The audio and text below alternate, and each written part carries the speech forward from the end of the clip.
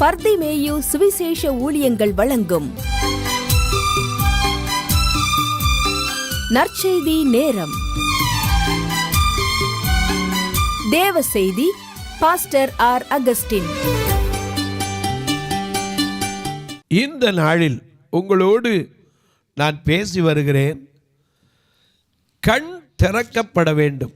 ஏன்னா ஒரு மனிதனுடைய கண் ஏனையா திறக்கப்பட வேண்டும்?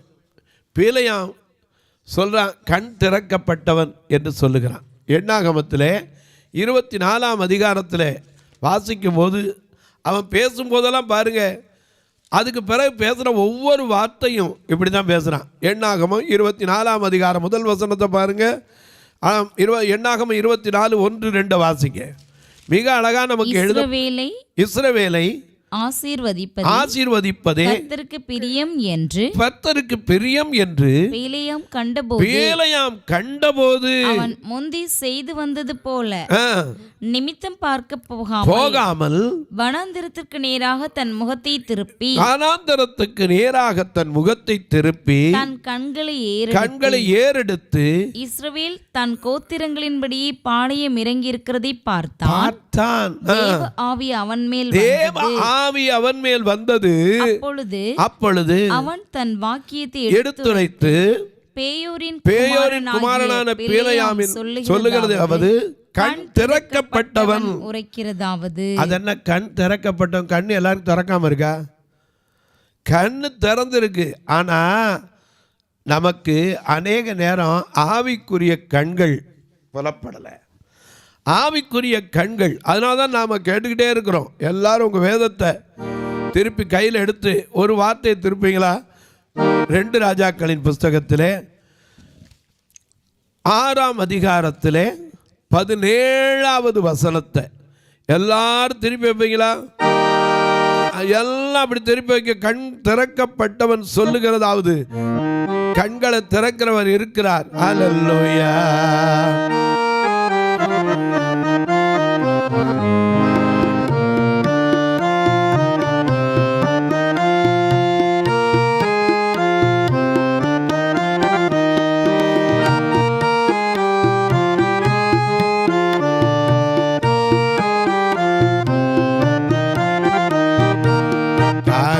கரங்கள் உண்டனக்கு காத்திடுவார் கிருபையாலே.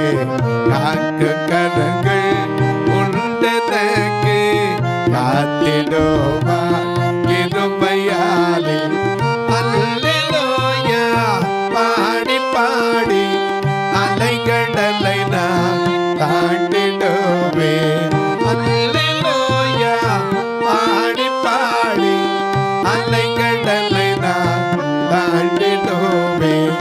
நம்புவே இயேசுவை, நம்புவே இயேசுவை, நம்புவே இயேசுவை, நம்புவே இயேசுவை.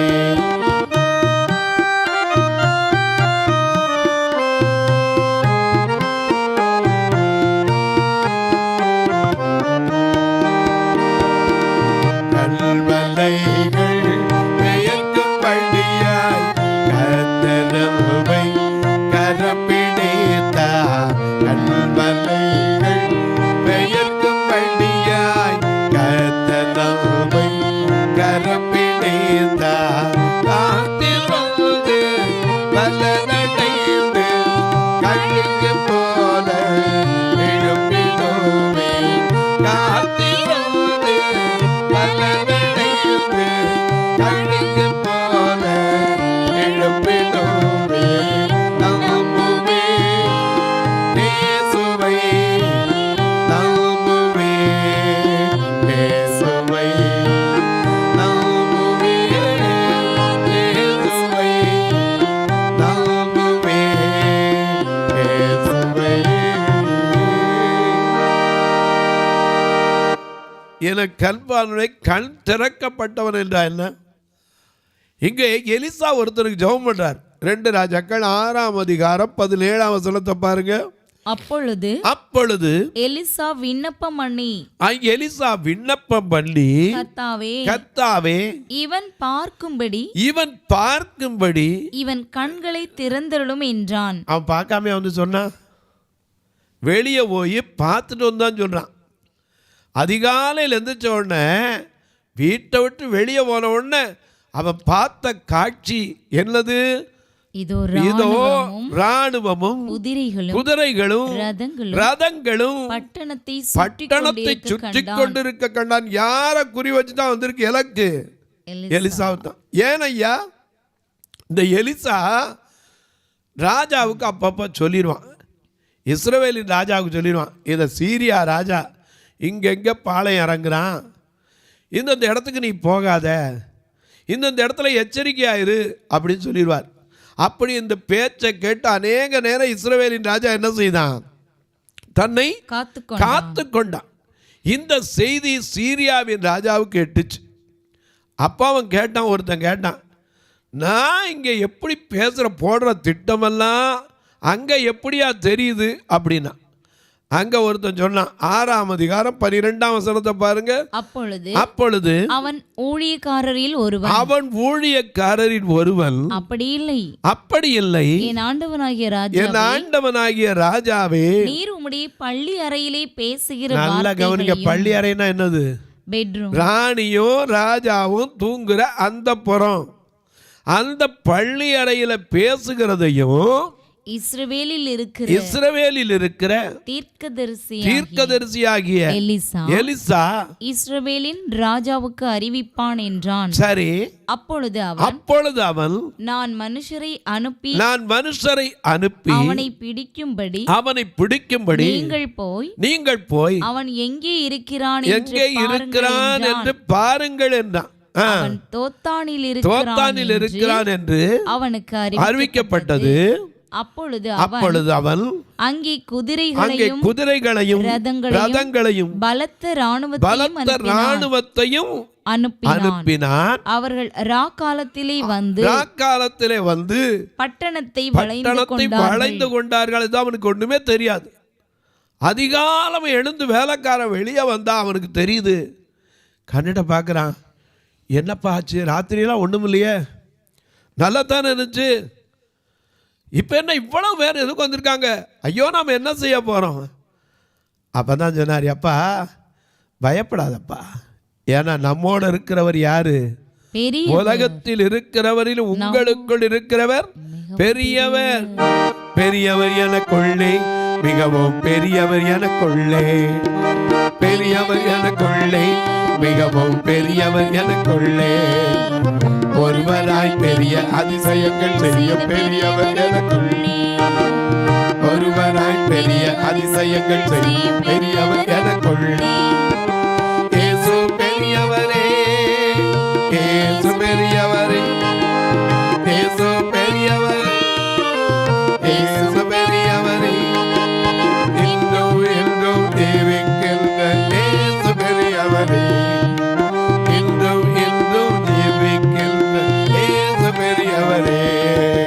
நல்லவர் எனக்குள்ளே, மிகவும் நல்லவர் எனக்குள்ளே, நல்லவர் எனக்குள்ளே, மிகவும் நல்லவர் எனக்குள்ளே, ஒருவராய் பெரிய அதிசயங்கள் செய்யும் நல்லவர் எனக்குள்ளே, ஒருவராய் பெரிய அதிசயங்கள் செய்யும் நல்லவர் எனக்குள்ளே. இயேசு வல்லவரே, இயேசு நல்லவரே, இயேசு வல்லவரே, இயேசு நல்லவரே, இன்றும் என்றும் ஜீவிக்கின்ற இயேசு வல்லவரே, இன்னும் என்றும் ஜீவிக்கின்ற இயேசு வல்லவரே. எனக்கு அன்பார்களே, அநேக நேரங்களில் நம்முடைய புறக்கண்ணுக்கு தெரியாது. நம்முடைய புறக்கண்ணுக்கு எப்போவுமே எதை பார்த்தாலும் குறை. நம்ம நாட்டில் ஒரு பழமொழி சொல்லுவோம், அரண்டவங்க கண்ணுக்கு இருண்டதெல்லாம் அதான். இவன் கண்ணு பார்த்தோன்னு ஐயோ என்ன ஆண்டவனே என்ன செய்வோம்? அவர் சொன்னார், பயப்படாதப்பா, பயப்படாதப்பா. இப்படித்தானே ஒருத்தன் சொன்னா, ஐயோ என் ஆண்டவனை இரவலாய் பெற்றது நானே. எப்படி அற்புதம் நடந்துச்சு? இப்போவும் சொல்கிறேன், நம்மோடு இருக்கிறவர் பெரியவர். இந்த நிகழ்ச்சியை பார்க்கிற உங்களுக்கும் சொல்ல, சூழ்நிலையை கண்டு பயப்படாதீங்க. ஏன்னா சூழ்நிலைக்கு அப்பாற்பட்ட ஒரு அற்புதத்தை செய்கிற தேவன் நமக்கோடு இருக்கிறார். அவர் யார்? வானத்திலும் பூமியிலும் சகல அதிகாரம் கொண்டவர். ஏன்னா அவரே சொல்றாரு, மத்தேயு 28:18 சொல்றாரு, அவர் சீஷர்கள் கிட்ட வந்து சொல்றார், வானத்திலும் பூமியிலும் சகல அதிகாரமும் எனக்கு கொடுக்கப்பட்டிருக்கிறது. அதே ஏசாயால சொல்லும்போது, வானம் எனது சிங்காசனம், பூமி எனது பாதப்படி. எனக்கு அன்பானுடைய ஒன்றை நீங்க அறிந்து கொள்ளுங்க, அவர் பெரியவர். ஒருவராய் பெரிய அதிசயங்களை செய்கிறவரை துதியுங்கள், அவர் கிருபை என்றும் உள்ளது. 136 சங்கீதத்தில் வாசிக்கிறோமே, முதல் வசனத்திலிருந்து, கர்த்தரை துதியுங்கள், கர்த்தரை துதியுங்கள், அவர் நல்லவர், அவர் நல்லவர், அவர் கிருபை என்றும் உள்ளது என்று. தேவாதி தேவனை தேவாதி தேவனை துதியுங்கள், கிருபை என்றும் உள்ளது. ராஜாதி ராஜனை துதியுங்கள், அவர் கிருபை என்றும் உள்ளது. கர்த்தாதி கர்த்தனை துதியுங்கள், அவர் கிருபை என்றும் உள்ளது. அது மட்டுமல்ல, ஒருவராய் பெரிய அதிசயங்களை செய்கிற, நல்ல கவனிங்க, ஒருவராய் பெரிய அதிசயங்களை செய்கிறவர். ஏன்னா அவருடைய பிறப்பு அதிசயம், அவருடைய ஊழியம் அதிசயம். அதனால தான் நம்ம பாடுறோம், அதிசயமே அவர் அவதாரம், அதிலும் இனிமை அவர் உபகாரம். அதிசயமே அவர் அவதாரம், அதிலும் இனிமை அவர் உபகாரம். அவரை தெய்வமாய் கொள்வது பாக்கியம், அவரை சேர்ந்து இருப்பது பாக்கியம். இயேசுதாமே, இயேசுதாமே, இயேசுதாமே அதிசய தெய்வம் என்று ஜீவிக்கிறார் நம் தேவன்.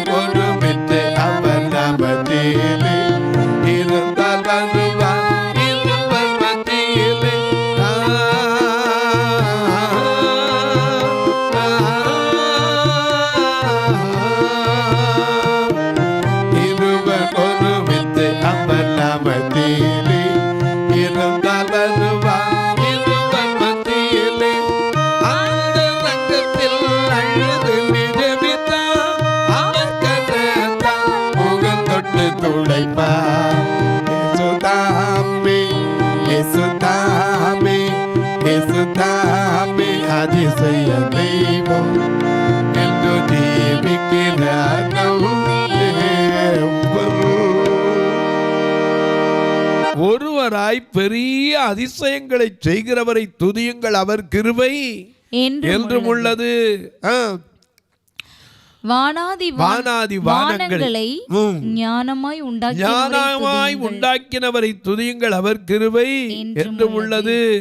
நீர்களுக்கு மேலே பூமியை பரப்பினவரை. எத்தனை இடத்துல போர் போடுறீங்க, தண்ணீருக்கு மேல மண்ணு தான் இருக்கு, கிட்ட போனா தண்ணி இருக்குமா? உள்ள யார் தண்ணியை ஊற்றி வச்சா?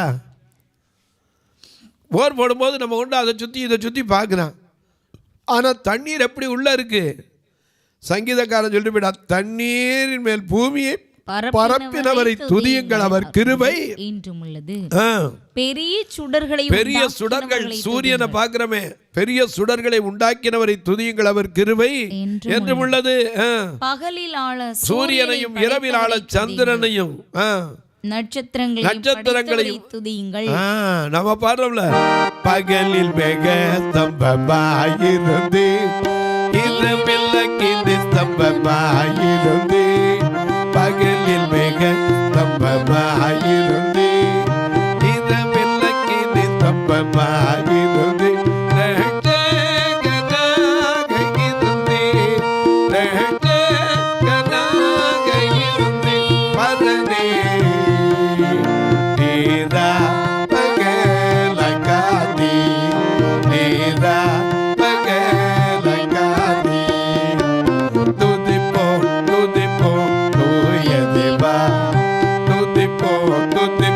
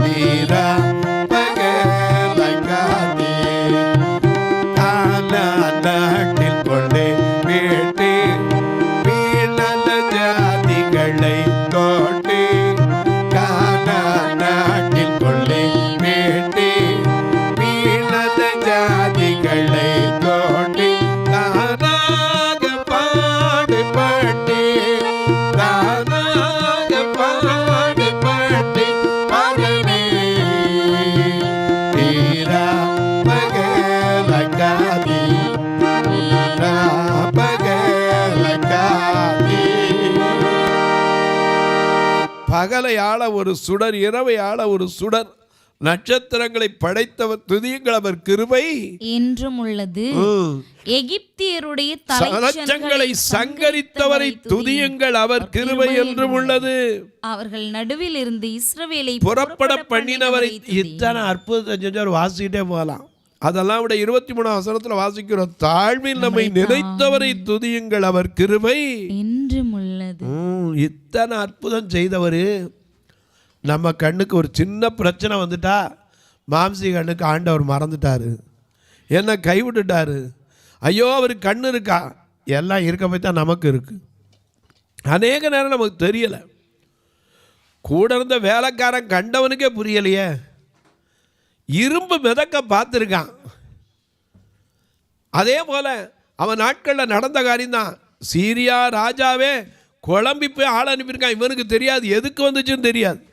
அதிகாலம் வந்தவுடனே பார்த்த உடனே பயம். அதனால தான் ஏசாயா சொல்றார், மனம் பதறுகிறவர்களை பார்த்து 35ஆம் அதிகாரம் 4ஆம் வசனத்தை பாருங்க. மனம் பதறுகிறவர்களை பார்த்து பயப்படாதிருங்கள், முதல்ல திடன் கொள்ளுங்கள். உங்கள் தேவன் நீதியை சரி கட்டவும் பதிலளிக்கவும் வருவார். அவர் வந்து உங்களை ரட்சிப்பார். மறந்துடாதீங்க. ஏன்னா மனப்பதட்டம் மனுஷனுக்கு உடனே வந்துடுது. இன்னைக்கு அநேகருக்கு அதான் ஒரு சின்ன பிரச்சனை வந்தோடனே மனம் பதறவே பதறாதீங்க. ஏன்னா நம்ம கூட இருக்கிறவர் யாரு? பெரியவர். நம்மோடு இருக்கிறவர் நம்மை காக்கும் தேவன். அவன் நம்மை காக்கும் தேவன். அவன் நமது நிழலா இருக்கின்றவர். நம்மை காக்கும் தேவன். நமது நிழலா இருக்கின்றவர். கர்த்தர் மேல் பாரத்தை வைத்து விடு, கலங்கி தவிக்காதே. அவரு நம்மை ஆதரிப்பார், அதிசயம் செய்வார்.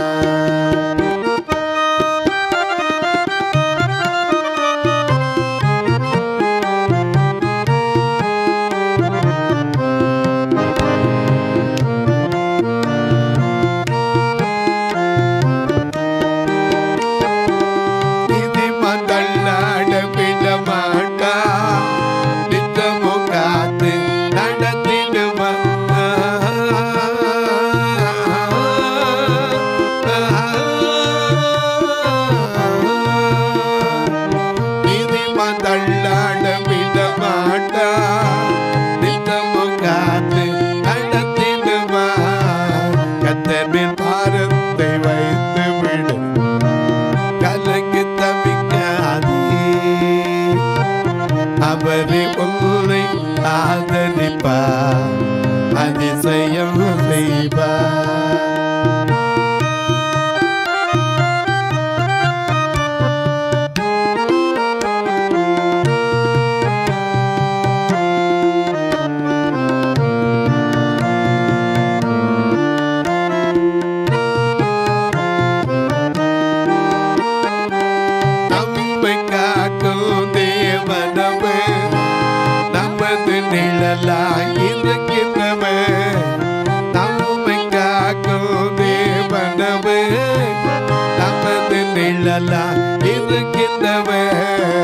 கர்த்தரின் பாதத்தை வைத்து விடு, கலங்கி தவிக்காதே. அவரே நம்மை ஆதரிப்பார், அதிசயம் செய்வார். அவரே நம்மை ஆதரிப்பார், அதிசயம் செய்வார். மறந்துடாதீங்க. இவர் சொல்றாரு, ஐயோ ஐயோ அற்புதத்தை பார்த்தவங்களுக்கு நமக்கும் தெரியாத அவர் யாருன்னு. இயேசு யார்? நமக்காக யாவையும் செய்து முடிக்கிறவர். சங்கீதம் 57:2 சொல்லுகிறது, எனக்காக யாவையும் செய்து முடிக்க போகிற உன்னதமான தேவன். வாசிங்க. எனக்காக யாவையும் செய்து முடிக்க போகிற தேவனாகிய உன்னதமான தேவனை நோக்கி கூப்பிடுவேன். நல்ல வார்த்தை கவனி, தேவனாகிய உன்னத தேவனை நோக்கி கூப்பிடுவேன். ஏன்னா அவர் எனக்காக யாமையும் செய்து முடிக்க போகிறார். அதே 138:8 வாசிக்கும் போது எனக்காக யாவையும் செய்து முடிப்பார். எனக்கு அன்பான அநேக நேரங்களில் ஆண்டவரை அறியாதவங்க பயப்படலாம். அறிஞ்ச நீங்களும் நானும் ஒன்றை தெரிஞ்சுக்கணும், அவருடைய சித்தம் இல்லாமல் நம்ம தலை மயிர் கூட என்ன செய்யாது, ஒன்று கூட ஆமாம் விழாது. அவர் சித்தம் இருந்தால் தான் நடக்கும். அதனால அநேக நேரம் சூழ்நிலைகளை கண்டு பயப்படாதீங்க. என்னையா வாழ்க்கை இப்படி இருக்க, ஒரு நிமிஷத்தில் அந்த சூழ்நிலையை மாற்ற முடியும். ஒரே நிமிஷத்தில் அந்த சூழ்நிலையை மாற்றிடுவார் அப்படியே. எனக்கு அன்பானவர்களே, பயப்பட்டு கத்திக்கிட்டோம் தான், ஐயோ என் ஆண்டவனே நம்ம என்ன செய்வோம் அப்படின்னா அவர் சொன்னார், பயப்படாதப்பா, பயப்படாத, உனக்கு ஒன்று தெரியாதா, அவங்களோட இருக்கிறவங்களுக்காக நம்மோட இருக்கிறவர் யாரு, பெரிய அதிகம் பேர் அப்படின்னு சொல்லிட்டு விடலை. ஆண்டவரே இவன் கண்ணை மட்டும் கொஞ்சம் என்ன செய்யுங்க, திறந்து விடுங்கன்னார். அது வரைக்கும் அவன் கண்ணு தெரியாமலா இருந்தான். ஏன்னா அவனுக்கு புறக்கண்ணு மட்டும்தான் தெரிஞ்சு. நமக்கு புறக்கண்ணு தான். இந்த உலகத்தை பார்த்து பார்த்து உலகத்துக்கு ஒத்தபடி நாம் பழகிட்டோம். உலகத்தில் இருக்கிறவரிலும் உங்களுக்கும் எனக்குள்ளும் இருக்கிறவர் பெரியவர். அவர் பெரிய காரியங்களை செய்கிறவர். அதனால தான் சங்கீதக்காரன் சொல்ல 126:3 அவர் நமக்கு பெரிய காரியங்களை கர்த்தர் நமக்கு பெரிய காரியங்களை செய்தார், இது நிமித்தம் நாம் மகிழ்ந்திருக்கிறோம். எனக்கு அன்பானவர்களே, நமக்கு பெரிய காரியங்களை செய்கிறவர் சின்ன பிரச்சனைகளை தீர்க்க மாட்டாரா?